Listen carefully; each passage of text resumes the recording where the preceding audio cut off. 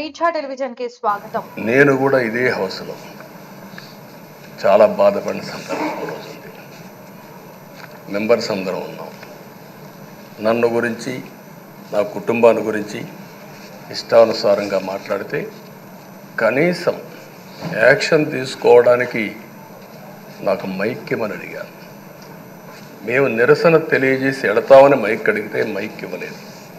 ఇవ్వకుండా మీరు చూస్తే మామూలు సంఘటన కాదు. ఆ రోజు నేను ఒక మాట చెప్పాను, ఇది గౌరవ సభ కాదు, మీరు నాకు మైక్ కూడా ఇవ్వడం లేదు, మైక్ ఇవ్వకపోయినా నేను స్టేట్మెంట్ ఇవ్వాలి కాబట్టి ఇచ్చెడతాను రికార్డు కోసం అని చెప్పి గట్టిగా లేచి ఇదే సీట్లో కూర్చొని ఆ రోజు నేను చెప్పింది అదే వర్డ్స్ మీకు రిపీట్ చేస్తున్నాను. నేను స్టేట్మెంట్ ఇవ్వాలనుకున్నాను, మీరు మైక్ ఇవ్వకుండా చేశారు. అయినా నాకు బాధ లేదు. మళ్ళీ చెప్తున్నా, ముఖ్యమంత్రిగానే ఈ హౌస్కు వస్తాను తప్ప అదర్వైజ్ అవసరం లేదు. ఇది ఒక గౌరవ సభ కాదు. ఇలాంటి గౌరవ సభలో నేనుండనని మరొక్కసారి చెప్తూ మీకు నమస్కారం.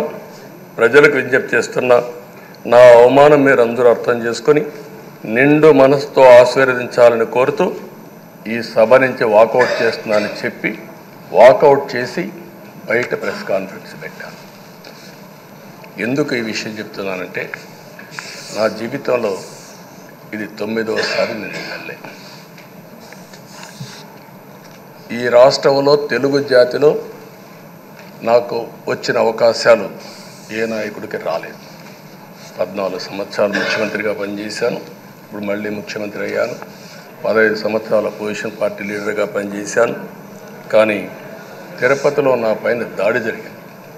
24 క్లేమోర్ మైన్స్ నా మీద బ్లాస్ట్ చేశారు. ఆ రోజు కూడా నా కళ్ళలో నీళ్ళు రాలేదు. మొట్టమొదటిసారిగా ఎలాంటి సంబంధం లేని నా సతీమణి పైన ఆరోపణలు చేశారు. ఆ ఒక్కరిపైన కాదు, ఈ రాష్ట్రంలో ఆడపడుతులందరిపైన, గౌరవంగా బ్రతికే ఆడబిడ్డలందరినీ అవమానం చేయడం, సోషల్ మీడియాలో పెట్టడం, క్యారెక్టర్ అసాసినేషన్ చేయడం, ఇలాంటి చాలా సంఘటనలు జరిగాయి.